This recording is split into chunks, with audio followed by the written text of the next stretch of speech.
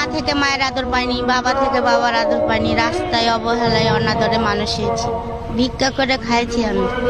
খাই যখন একটু বড় হয়েছি তখন মনে করো কি লোকের বাড়ি বাড়ি কাজ করেছি, তা ভালো ভাত খেতে দেয়নি, পানি দেওয়া ভাত খেতে দিয়েছে আমাকে, তাই খেয়ে থেকেছি। গার্মেন্টসের এক ছেলের সাথে বিয়ে হয় ঢাকায়। সেই ছেলে এসে এখানে আমার সাথে সংসার 8 মাসের মতো করার পর বাড়ি গেছে, যে আর ফিরে আসে। একটা বাচ্চা আমার পেটে ছিল তখন 2.5 মাস। দুঃখের বিষয় কি 2.5 মাসের পেটে বাচ্চা নিয়ে আমি রাজমিস্ত্রির কাজ করেছি, কিন্তু ওই ছেলে আজ পর্যন্ত আমাকে কোনো সময় মা বলে পরিচয় দিতে চায় না।